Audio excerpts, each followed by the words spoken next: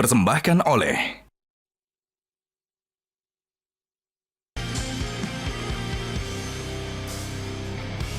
Selamat malam pemirsa. Perjalanan Garuda Muda terhenti sebagai peringkat keempat Piala Asia U23. Asa untuk menjadi kontestan Olimpiade Paris pun pupus setelah Witan Sulaiman dan kawan-kawan takluk dari Guinea dalam playoff match di Paris, Prancis. Meski melebihi target, PSSI harus mengambil pelajaran penting kiprah Timnas Garuda Muda di level Asia dan dunia. Bagaimana Timnas mempersiapkan diri untuk bisa menembus Piala Dunia pertama kali sejak Indonesia merdeka? Inilah special report Timnas Garuda membidik Piala Dunia. Bersama saya, Valentinus Reza. Kapten Timnas Indonesia U23 Rizky Ridho mendapat bonus dari tempatnya kuliah di Universitas Muhammadiyah Surabaya karena prestasinya bersama Timnas berhasil masuk semifinal Piala Asia U23 Qatar pada beberapa waktu lalu. Kedatangan Rizky Ridho yang sedang kuliah semester 4 di Universitas Muhammadiyah Surabaya ini disambut antusias oleh mahasiswa dan para dosen. Dalam kesempatan ini, mantan pemain Persebaya Surabaya ini mendapat apresiasi dan bonus dari kampusnya yang diserahkan secara langsung oleh Rektor Universitas Muhammadiyah Surabaya, Sukadiono.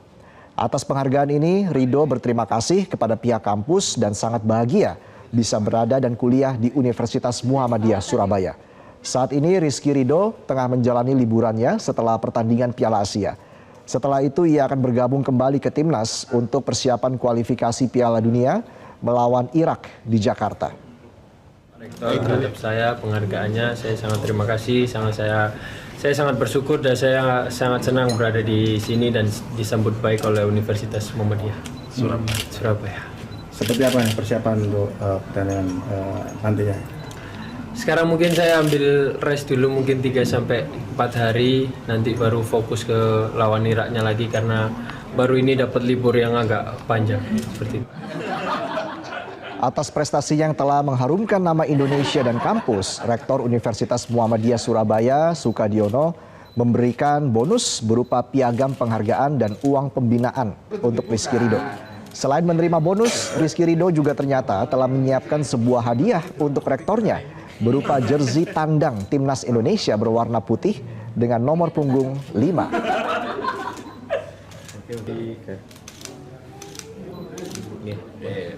Prestasi Timnas U23 di bawah kepemimpinan kapten tim Rizky Ridho ini kan luar biasa ya. Dari target 16 besar malah bisa lolos ke semifinal.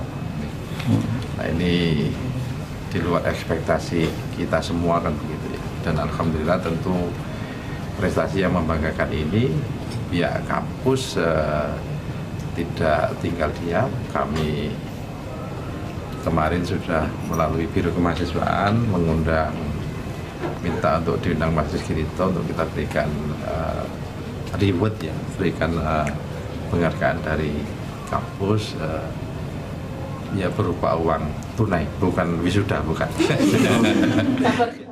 Sebelumnya, Ketua Badan Tim Nasional Indonesia Sumarji telah menyatakan Timnas U23 akan diganjar bonus karena telah menorehkan prestasi di Piala Asia U23.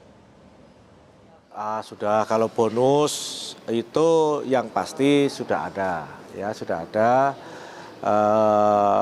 Saya selama ini kan kami tidak pernah juga menyampaikan tentang itu. Ya, yang pasti ada lah.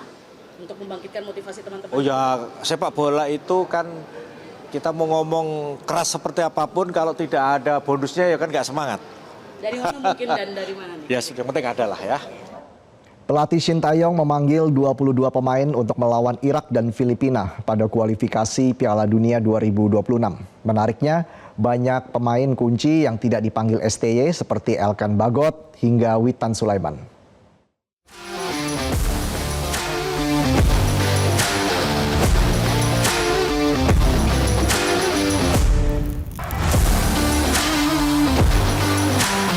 Timnas Indonesia akan menjalani 2 laga penting Juni mendatang dalam usahanya lolos ke Piala Dunia 2026. Skuad Garuda akan menghadapi Irak dan Filipina dalam lanjutan grup F kualifikasi Piala Dunia 2026 zona Asia. Untuk itu, pelatih Sintayong telah mengumumkan 22 nama pemain yang dipanggil untuk menghadapi Irak dan Filipina. Menariknya, juru taktik asal Korea Selatan itu tidak menyertakan 4 nama yang biasanya menjadi langganan timnas Indonesia seperti Elkan Bagot, Witan Sulaiman, Ramadan Sananta, dan Mark Klok. Sementara belum ada nama Martin Paes, kiper yang baru saja resmi menjadi warga negara Indonesia. Timnas Indonesia akan memulai persiapan untuk kualifikasi Piala Dunia 2026 pada 27 Mei mendatang. Skuad Garuda akan melawan Irak terlebih dulu pada 6 Juni dan menghadapi Filipina 5 hari berselang. Kedua laga akan berlangsung di Stadion Utama Gelora Bung Karno, Jakarta. Saat ini Timnas Indonesia berada di peringkat kedua klasmen sementara grup F dengan 7 poin, tertinggal 5 angka dari Irak di posisi pertama. Armada Sintayong itu unggul 4 angka dari Vietnam di posisi 3 dan 6 poin dari Filipina yang berada di dasar klasmen. Indonesia butuh 1 kemenangan lagi dari 2 laga sisa demi lolos ke putaran ketiga kualifikasi Piala Dunia 2026. Meski harga melambung tinggi, namun tiket timnas Indonesia di 2 laga kualifikasi Piala Dunia 2026 laris manis. PSSI menyebut tiket sudah terjual 50.000 lembar untuk laga melawan Irak dan Filipina di Stadion Utama Gelora Bung Karno. Timnas Indonesia akan menjamu Irak dan Filipina pada 6 dan 11 Juni mendatang dalam laga kualifikasi Piala Dunia 2026 zona Asia. Harga tiket Timnas Indonesia untuk 2 laga tersebut melambung tinggi. Harga tiket termurah Timnas Indonesia untuk 2 laga itu naik lebih dari 2 kali lipat. Namun kenyataannya, kenaikan harga ini tidak menyurutkan animo supporter untuk datang ke stadion. Sejak dijual secara online, mulai 15 Mei lalu, kini sudah 50.000 lembar tiket dipesan. Anggota Komite Eksekutif PSSI Arya Sinulinga sebelumnya menjelaskan alasan kenaikan harga tiket karena PSSI membutuhkan dana lebih untuk pembiayaan Timnas Indonesia.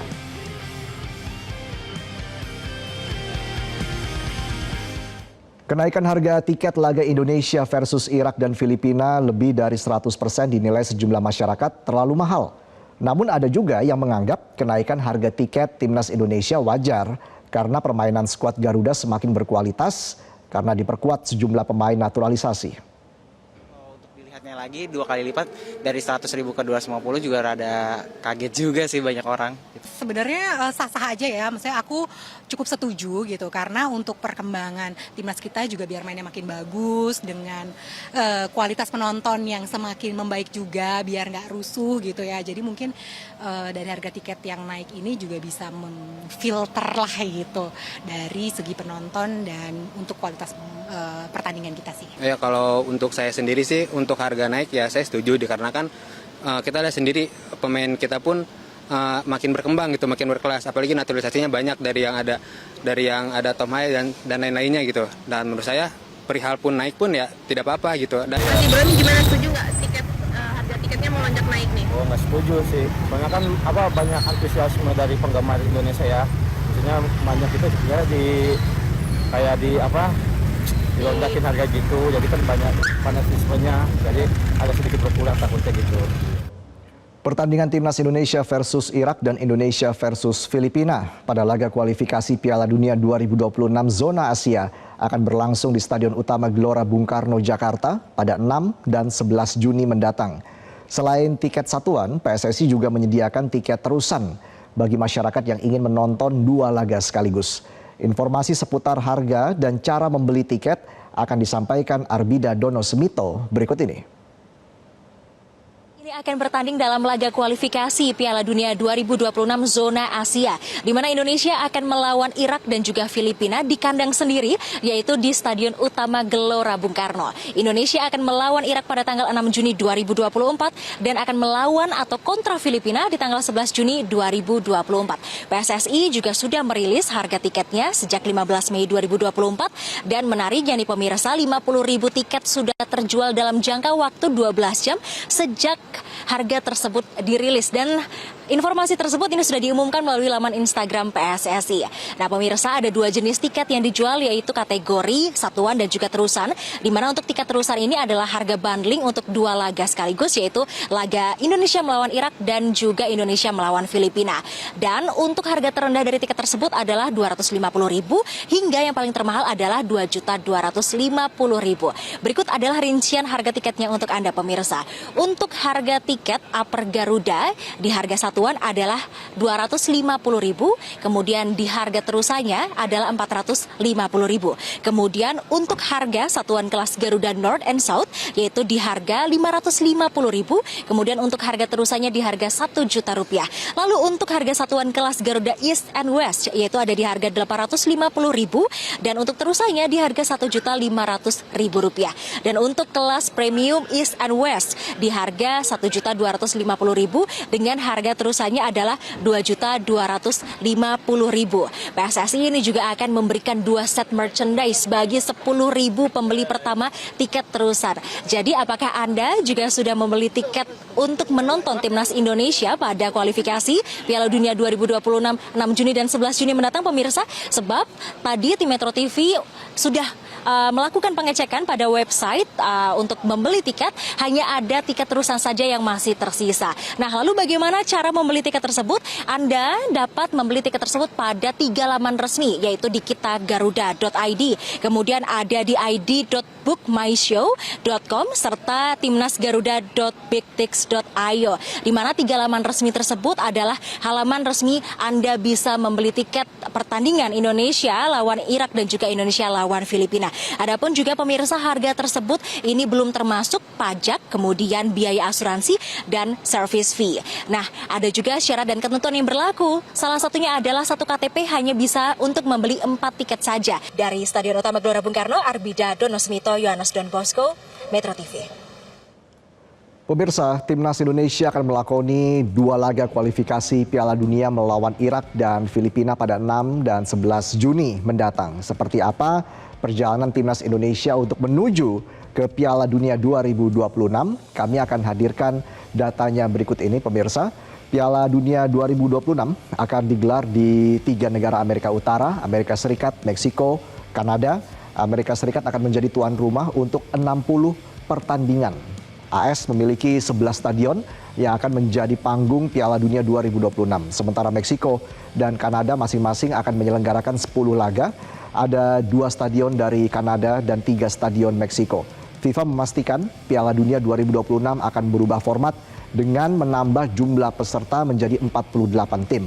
12 grup berisi 4 tim, 2 tim teratas lolos, 8 peringkat ketiga terbaik juga lolos dan masuk ke 32 besar.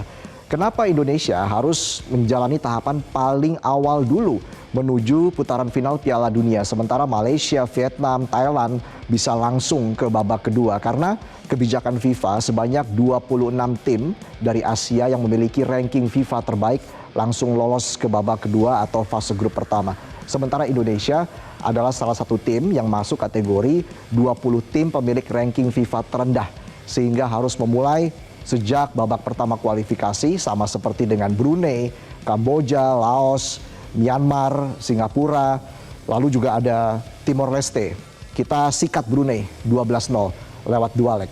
Indonesia saat ini tergabung dalam grup F bersama Irak pemimpin grup, Filipina dan Vietnam ada di posisi 3 dan 4. Peluang untuk lolos ke fase ketiga terbuka lebar dengan finish 2 besar dari grup F ini.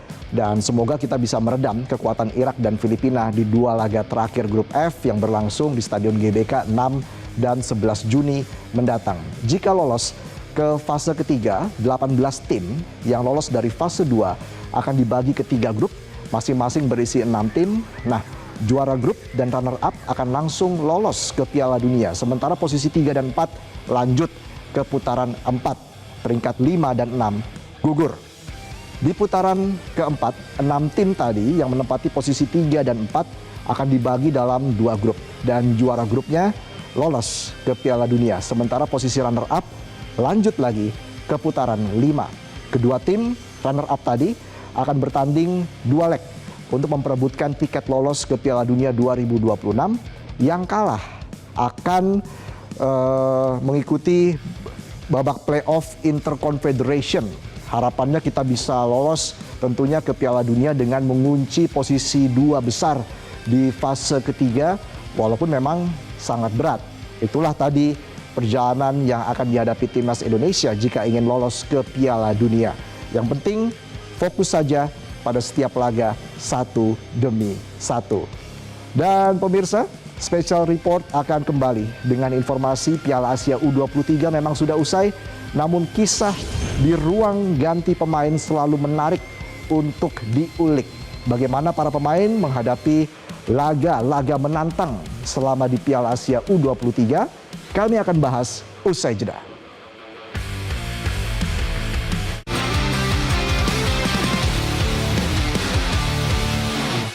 Dipersembahkan oleh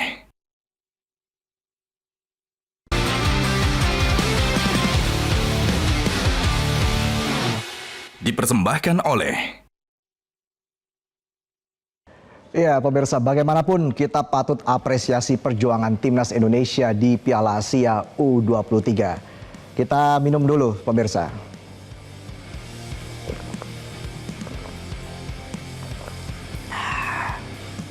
Ya, pemirsa, Piala Asia U23 memang sudah usai, namun kisah di ruang ganti pemain selalu menarik untuk diulik. Bagaimana para pemain menghadapi laga-laga menantang selama di Piala Asia U23?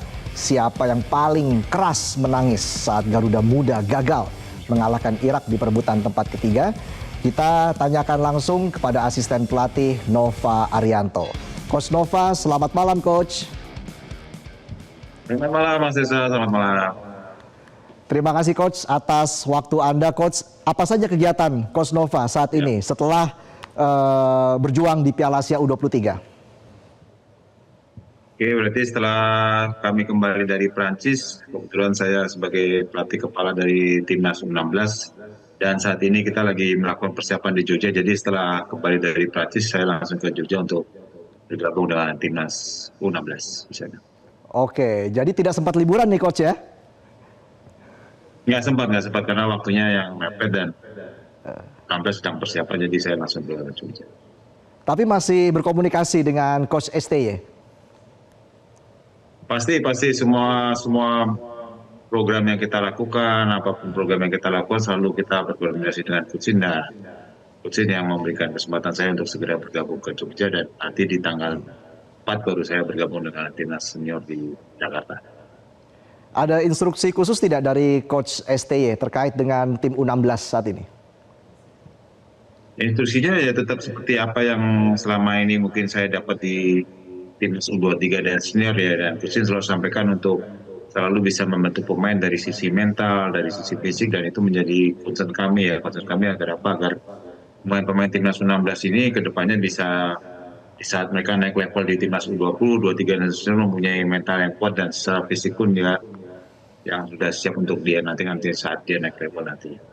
Oke, setahu saya kan Coach ST ini suka traktir pemain, suka traktir juga tim pelatih. Ini sudah ada rencana tidak untuk berkumpul hanya sekedar santai atau makan bersama Coach? Kebetulan dengan official saya sudah tadi baru aja sih. Jadi kalau pemain kita lihat waktunya nanti. Oke, baik. Kita bicara sekarang soal kemarin di Piala Asia U23 ya, Coach Nova ya. Mungkin bisa cerita di sini seperti apa sih Coach suka dukanya selama Piala Asia U23 Coach? Ya, yang pastinya menjadi hal yang mungkin bagi pemain, termasuk dari coaching staff, dari official juga merasakan hal yang sama ya, karena saya pikir itu menjadi hal yang sangat luar biasa yang bisa kami merasakan ya, pengalaman yang selama ini mungkin jarang kita dapat, itu bisa kita dapatkan dari sisi pemain, dari official juga merasakan ini hal yang luar biasa bagi kami, karena menjadi mungkin yang pertama dan harapannya ke depannya tim nasional bisa terus berprestasi dan kita bisa selalu merasakan euforia yang sama, dan saya sangat luar biasa mengenai hal yang kemarin. Jadi sangat bangga ya Coach Nova ya? Pastinya dan saya bersyukur saya bisa menjadi bagian sejarah salah satu sejarah di sepak bola Indonesia. Sempat menyangka tidak bahwa kita bisa melangkah hingga sampai babak playoff Coach Nova?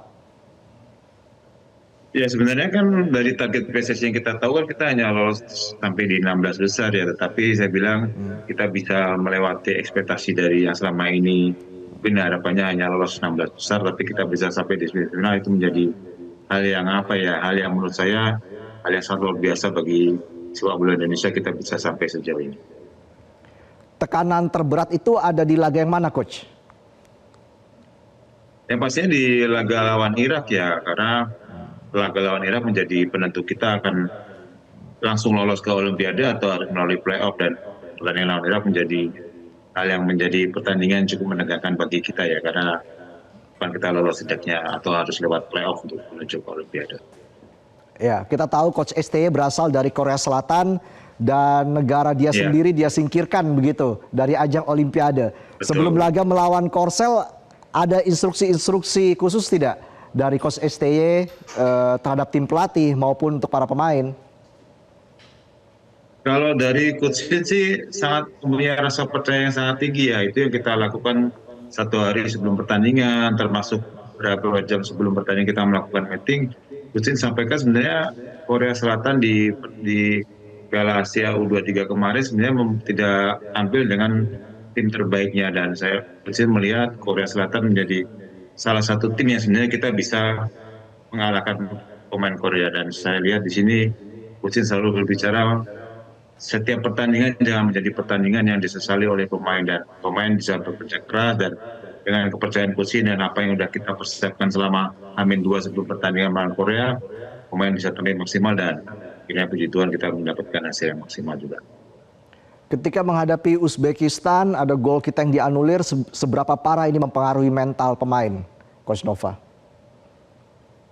Ya, yang pastinya secara percaya diri juga sama. Sebenarnya di awal pertandingan pun kita selalu tekankan agar pemain selalu tampil percaya diri, agar kita walaupun kita menghadapi tim kuat ya, karena di saat kita sebelum pertandingan melawan Uzbekistan, kita menganalisa Uzbekistan adalah salah satu tim terbaik di Piala Asia U23 tahun ini ya, dan itu terbukti di pertandingan. Dan walaupun di awal kita bisa cetak gol dan golnya dianulir, itu menjadi sedikitnya pemain cukup kaget, tapi bangkit di situ kita agak kesulitan di setengah pertandingan dan akhirnya kita kalah di. Saya dengar Coach STY juga sampai menitikkan air mata di ruang ganti pemain ini. Ini penyebabnya apa nih, Coach Nova? Ya, itu memang terjadi di Prancis ya, setelah kita pertandingan Guinea ya, dan saya sendiri sebenarnya cukup kaget ya dengan Coach Shin menangis, karena saya lihat selama ini selama 4 tahun saya bersama dengan Coach Shin adalah orang yang orang yang tegar, orang yang kuat, dan saya juga cukup kaget. Kenapa Coach Shin sampai menangis? Karena saya lihat dari yang disampaikan dari Coach Shin adalah ya dia hanya sedih karena apa yang sudah kita lakukan selama ini hampir 1 bulan ya, dari persiapan kita di Qatar sampai pindah ke Dubai, dan menjadi menurut Coach Shin adalah pemain sudah bekerja keras tapi akhirnya kita gagal ke Olimpiade dengan pertandingan yang menurut kami secara pertandingannya kita bermain dengan baik, tetapi ada keputusan wasit yang menurut kami adalah merugikan adalah tim Indonesia. Coach Nova sudah 4 tahun bersama Coach Shin. Pelajaran apa yang bisa Coach Nova ambil dari seorang Sintayong? Ya sangat banyak ya, mungkin kalau saya jabarkan mungkin bisa 1 buku karena kita sudah 4 tahun, tapi satu hal yang membuat saya dari Coach Shin adalah etos kerja Coach Shin yang sangat luar biasa ya, dan kecintaan Coach Shin untuk timnas Indonesia itu bisa saya lihat selama melakukan persiapan, selama kami latihan, selama kami ada di hotel. Saya lihat Coach Shin orang yang mempunyai etos kerja yang sangat kuat, selain masalah mungkin selama ini kita lihat setelah disiplin pemain, bagaimana Coach Shin merubah mental pemain, mindset pemain, itu yang saya lihat itu yang Coach Shin berusaha selama 4 tahun ini, sehingga hingga saat ini kita bisa melihat timnas kita bisa semakin kuat, mempunyai mental yang kuat, termasuk fisik yang kuat saat ini. Baik, kita doakan selalu agar timnas Indonesia ke depan bisa semakin berprestasi. Terima kasih Coach Nova Arianto atas waktunya sudah bergabung bersama kami. Salam sehat, sukses selalu Coach. Ya, terima kasih. Terima kasih. Pemirsa, Special Report akan kembali dengan sejumlah informasi lain. Di antaranya adalah Ketua Umum PSSI Erick Thohir buka-bukaan kondisi mental Garuda Muda U23 saat bertarung di Piala Asia U23. Kami hadirkan wawancara spesialnya sesaat lagi.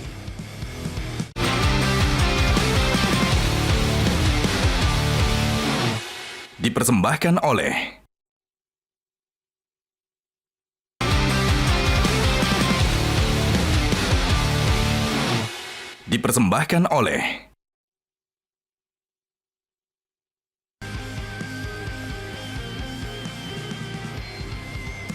Pemirsa, perjuangan timnas Indonesia di ajang Piala Asia U23 tahun ini layak diapresiasi. Namun seperti apa sesungguhnya cerita di balik layar ketika anak-anak asuh Sintayong berjuang di Qatar dan bagaimana strategi agar Indonesia dapat lolos kualifikasi Piala Dunia 2026? Ketua Umum PSSI Erick Thohir secara eksklusif menceritakannya kepada saya beberapa waktu lalu.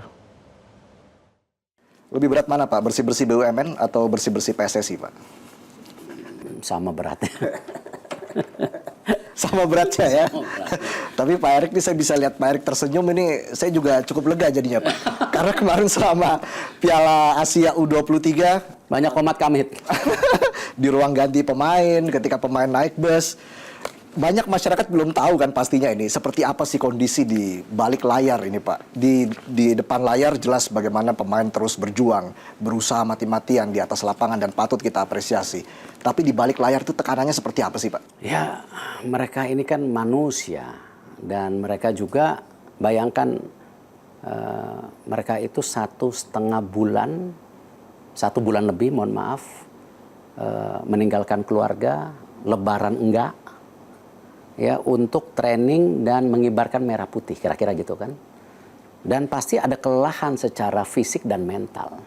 Ya, kita sebagai pemimpin ya mesti hadir ke sana sebagai bapak yang bisa menjaga mereka pada saat-saat mereka jatuh. Bukan hanya saat-saat senang, juga saat-saat jatuh kita harus di sana. Dan inilah yang saya yakinkan mereka ketika game pertama dengan Qatar kalah, waktu itu saya bilang oke, game ini ada, tapi ada 2 game lagi yang bisa menentukan. Dan terbukti mereka juga bisa berhasil. Lalu nah itu, maaf saya potong Pak, itu bounce back-nya gimana Pak? Ini kan ya mereka sendiri yang mau kan, karena emang kita kan sebagai PSSI menyiapkan program di mana apa?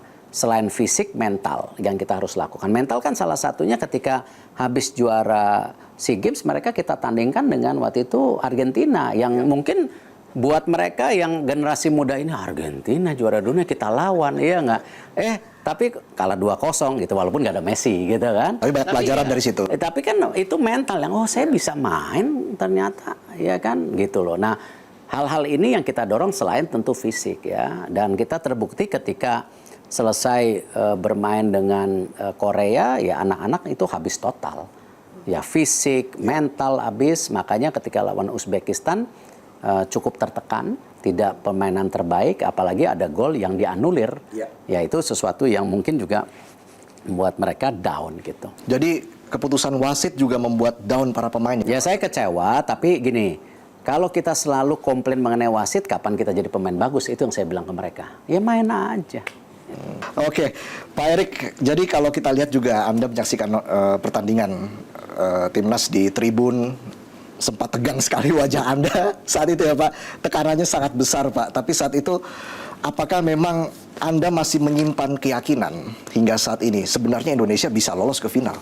Ya kalau yakin ya harus yakin. Namanya juga target ya kita harus capai. Urusan nggak berhasil karena satu hal ya itu sesuatu yang. Tapi jangan sampai ketika kita punya mimpi, punya target, wah pasti nggak berhasil, nggak boleh begitu. Ternyata juga kemarin kan game-game kita melawan Irak, lawan Guinea adalah game yang saya rasa kita sudah memberikan yang terbaik, tapi ya ada beberapa keputusan kontroversial yang ya begitulah sepak bola gitu. Tapi jangan jangan gara-gara itu ya kita secara tim ya hancur gitu. Jadi setiap main nanti waduh wasit gimana, nggak perlu dipikirin itu, ya harus main lagi dinamika bola. Kata-kata apa lagi tuh Pak yang bisa membuat motivasi para pemain sepertinya kok tidak habis fisiknya begitu Pak ketika menghadapi Korea Selatan ya, khususnya bagaimana saat itu dipertanyakan juga profesionalisme seorang pelatih Sintayong yang akhirnya menyingkirkan negaranya sendiri dari Olimpiade. Saya rasa kembali kan yang saya kasih lihat bagaimana saya terus menjaga profesionalisme saya. Ya ketika banyak juga mendapat tekanan, oh Coach Sintayong gimana? Saya bilang loh saya percaya sama Coach Sintayong, jangan pernah pertanyakan saya nggak percaya. Tetapi sebagai ketua PSSI yang profesional ya kita harus punya target. Dan ketika Coach Sintayong mencapai target, ya selesai, nggak perlu dipertanyakan lagi gitu. Memang dia bagus, ya. Dan tim kita juga generasi emas yang sedang bagus. Jadi ini benar-benar harus benar-benar dipupuk, dijaga, jangan sampai generasi emas kita rusak gitu. Kontrak pelatih STY diperpanjang sampai 2027. Ya, kita sedang negosiasi. Kalau salaman udah prinsipnya, tinggal angka-angkanya, ya kan. Makanya Coach Sintayong juga kemarin waktu mendarat di airport sampai gimana kontrak? Oh iya, sudah ada kesepakatan tapi detailnya. Kan ini kita perlu. Iya. Dan kemarin juga dalam kondisi sedang pertandingan kita over kontak, saya rasa nggak etis lah. Kan bener kok kaget juga bisa. Ya. Tapi kalau angkanya cocok, kalau angka nggak cocok salah kita. Karena ini kan Coach Sintayong bisa membawa Indonesia melampaui target ya. Ya sama-sama lah. Saya rasa kita mesti apresiasi sama Coach Sintayong, apresiasi dengan para pemain, jangan lupa loh. Ya, tanpa pemain tidak mungkin saya main sendirian ya. Tidak mungkin juga tanpa pemain ketua PSSI bisa mendapatkan hasil yang bagus. Jadi ya semua ini supporter yang luar biasa, dukungan program ya dari pemerintah, dari swasta yang mendukung, ini hal-hal yang saya rasa positif. Iya, di Qatar supporter Indonesia luar biasa ya Pak. Pasti Qatar happy sekali tuh Pak. Saya supporter Indonesia di Qatar mah salut. Pernah nggak sih Pak ada permintaan dari Coach Sintayong yang sulit dipenuhi oleh PSSI? Ya banyak. Kan kembali gini, selama hasilnya bagus, ya kita harus menghargain.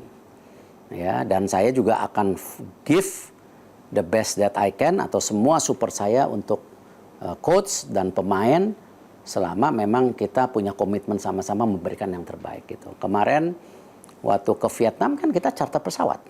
Yep. Nah, sempat digosipin katanya ada pengusaha, enggak, itu PSSI charter pesawat. Kenapa? Ya nggak mungkin habis main udah pemain kita pada sakit di Indonesia waktu itu, ya ada masuk rumah sakit segala, kita cuman ada berapa belas pemain mesti pergi ke Vietnam, tapi kita harus transit lama di sebuah negara baru pergi, kecapean, 2 hari lagi main jebol, gitu. Nah ini kayak gitu-gitu ya bukan saya memanjakan ya, tapi ya namanya perang ya kita harus berikan semuanya buat perang gitu. Masa suruh perang nggak dikasih uang makan, kasih ini ya kasihan lah gitu. Jika Coach STY misalnya minta 100 pemain diaspora lagi, PSSI siap menyanggupi?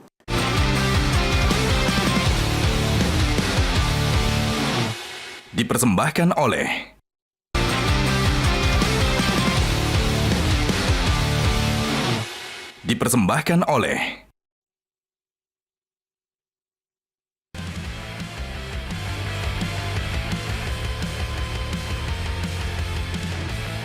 Pemirsa, Piala Asia U23 meninggalkan kesan yang mendalam bagi para pemain dan pelatih. Rasa gembira, bangga, campur aduk dengan rasa sedih dan kecewa. Tapi semangat dan harapan tidak putus dari hati para pemain dan pelatih Timnas U23. Seperti yang disampaikan oleh Witan Sulaiman dan Coach Sintayong berikut ini. Pertama kali kita lolos di semifinal dan juga kemarin kualifikasi buat Olimpik ya. Jadi banyak pelajaran untuk kita terus berbenah dan juga kita awalnya sama-sama ingin target itu masuk Olimpiade satu tim ini karena ya takdir berkata lain, jadi kita harus banyak belajar di kemudian hari itu. Banyak hal pelajaran yang kita ambil karena juga kan kita udah kumpul sangat lama, terus udah satu bulan lebih ya. Satu bulan. Terus juga kita dari kita dianggap tim sebelah mata dan akhirnya kita bisa sampai di semifinal ya itu juga sesuatu yang harus kita apresiasi dari seluruh kerja keras pemain dan pelatih juga. Tentunya kita semua di luar ekspektasi ya, jadi intinya di turnamen kemarin selama persiapan kita di Dubai, terus habis itu kita ke Qatar dan kita ikut di Piala Asia dan dengan hasil yang alhamdulillah bisa di luar ekspektasi kita semua, jadi kita semua bersyukur dan bangga tentunya bisa membawa Indonesia sampai sejauh ini dan yang pastinya sedih juga karena mungkin kapan lagi kita dapat kesempatan apalagi sampai hampir masuk Olimpiade. 사실 제가 4강 들어갔던 것도 우리 축구팬인 에릭 해피장님이 뒤에서 보이지 않게 너무 많이 도와주셨고 그리고 또한 우리 국민들이 인도네시아 팬들이 뭐 저는 멀리 도하에 있었지만 영상으로 길거리 응원도 많이 해주시고 이런 뒷받침에 힘이 돼서 우리 선수들과 코칭 스텝 모두가 한마음 한뜻이 돼서 도전했던 부분이 우리가 4강까지 올라갔다. 우리 선수들만 잘했으면 절대 좋은 성적 낼 수 없습니다. 패스라이나 우리 에릭 회장님이 뒤에서 워낙 많은 힘을 보태주고 있어서 앞으로 우리 인도네시아 축구는 훨씬 더 많이 발전하고 앞으로 더 좋은 성적을 낼 것이다. 저는 그렇게 믿고 있습니다. Apakah Ketua PSSI akan mengabulkan keinginan Coach Shin Tae-yong jika ingin menambah 100 pemain diaspora lagi? Berikut kami hadirkan kembali wawancara dengan Ketua Umum PSSI, Erick Thohir. Jika Coach STY misalnya minta 100 pemain diaspora lagi, PSSI siap menyanggupi? Tidak bisa melihat terkotomi pemain diaspora atau apa. Saya selalu bilang, Indonesia perlu 150 pemain. Ya. 2 kali 11 di tim senior, 3 kali 11 di tim U22, 4 kali 11 di U20, dan 5 kali 11 di U17. 150 ini menjadi tadi roda, mesin, yang silih berganti. Kenapa? Dari 5 kali 11 yang U17 bukan berarti 55 pemain langsung masuk tim senior, mungkin 10, mungkin 5, yang lainnya gagal gitu lah. Artinya apa? Database 150 ini harus terpenuhi. Dari mana? Dari grassroots, dari Liga Indonesia, termasuk dari pemain-pemain kita yang di luar negeri gitu. Nah, itu yang kita harus lakukan. Tapi bagaimana Anda bisa menjamin bahwa pengembangan prestasi timnas ini akan paralel dengan perbaikan kualitas liga dalam negeri? Tahun ini saya perbaikin timnas, habis ini liga. Oke. Grassroots kan udah mulai jalan gitu. Nah, ya memang ini nggak bisa hanya bergantung. Ya kalau kita lihat nama-nama besar di tim nasional negara lain. Saya kalau tidak saya lupa namanya. Italia aja strikernya itu dari turunan Argentina sekarang. Ya belum lagi kalau di Liga Inggris ya banyak sekali pemain Afrika sekarang jadi tim nasional Inggris. Ya di Jerman ada Musiala. Ya kalau kita lihat dulu ada Ozil ya Musiala pemain mudanya, Ozil ininya. Ya itu dinamika yang terjadi karena si bola ini memang global games. Jadi mereka juga visinya global si FIFA. Nah aturannya sangat lentur, bapak ibu atau nenek kakek orang Indonesia gitu kan, dia bisa menjadi warga negara atau bermain 5 tahun di Liga Indonesia. PSSI sudah menaturalisasi lebih dari 40 pemain sebelumnya. Ya tetapi masa PSSI hari ini kita menginginkan pemain yang dinaturalisasi ada turunan Indonesia. Itu kebijakan sama tapi berbeda policy aja. Baik, target selanjutnya apa Pak? Kualifikasi Piala Dunia, Juni ini kita lawan Irak, lawan Filipina. Kita menargetkan 1 kemenangan dari salah satu gamenya supaya kita bisa masuk ke kualifikasi round 3. Di mana di round 3 itu nanti ada 18 negara, ranking 18 negara dibagi 3 grup, ranking 1-2 tiap grup itu langsung qualified. Ya maunya di situ. Tapi kalau enggak ya playoff lagi ada 2,5. Oke, jadi setidaknya kita optimis kita bisa lolos ke fase berikutnya ya Pak? Kita harus siapin timnya. Makanya nanti ada pemanggilan FIFA Matchday itu tanggal berapa kita akan manggil awal lagi. Karena memang kita ini bukan tim Eropa yang pemainnya semua bintang sudah main di klubnya dikumpulin bisa langsung main. Banyak pemain kita pun yang ada di Liga Indonesia ataupun di liga-liga luar negeri mereka bukan pemain utama. Ada juga pemain cadangan. Jadi dia perlu waktu untuk konsolidasi gitu. Ya memang ada seperti Rido di Liga Indonesia pemain utama. Iya. Ada Tom Hey ya kan itu di Liga Belanda waktu bermainnya lebih banyak. Ya tapi ada juga yang masih cadangan. Jadi itu yang perlu konsolidasi saya rasa. Anda optimis kita bisa lolos ke Olimpiade 2028? Ya, harus dimulai dari hari ini itu. Harus dimulai dari hari ini? Ya karena itu kita mempersiapkan tim U17 dan U20-nya sekarang. U20 kita sekarang sudah training, kita kemarin sudah lawan Thailand, lawan Uzbekistan, lawan Cina. Bahkan nanti di bulan Juni tim kita akan bertanding di sebuah turnamen yang cukup baik gitu di Eropa. Kita nanti satu pool dengan Jepang, Italia, Panama, dan Ukraine. Tim U20 kita.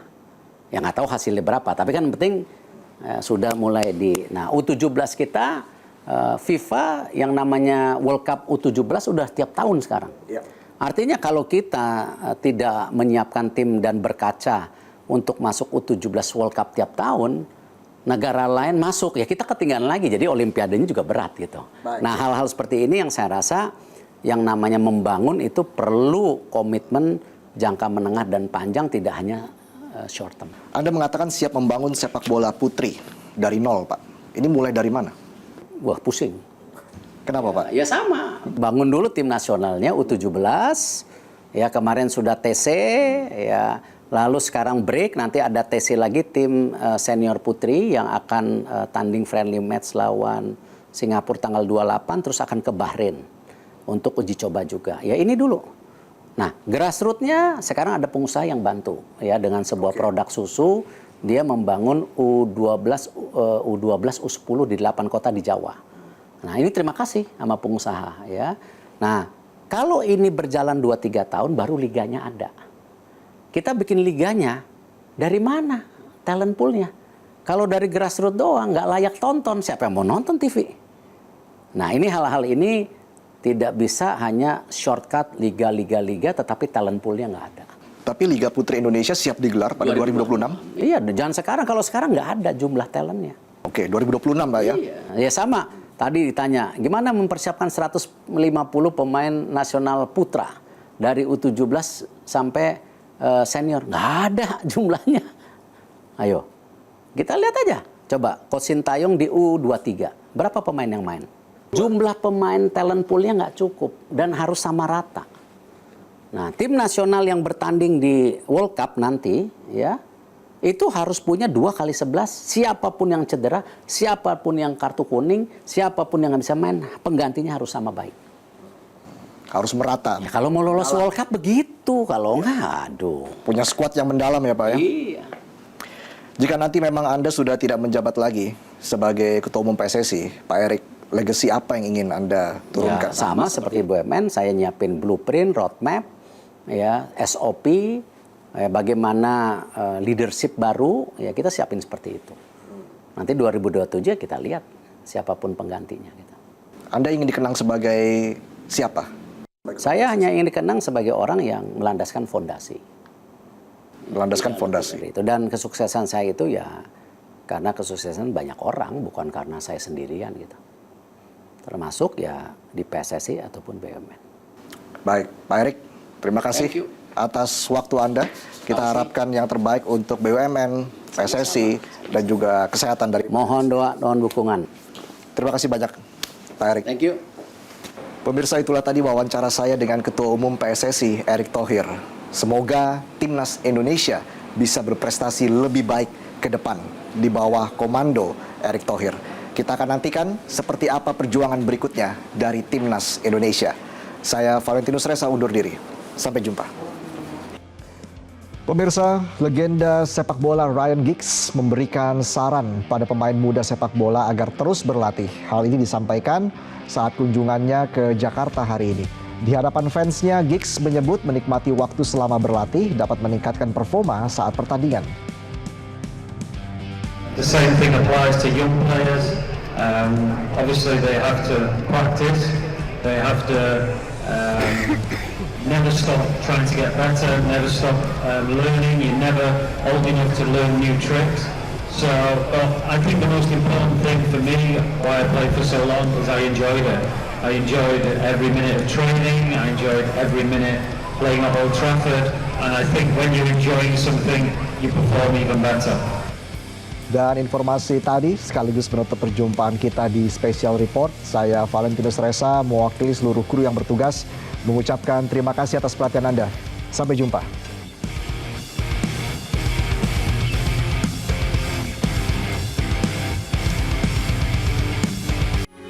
Metro TV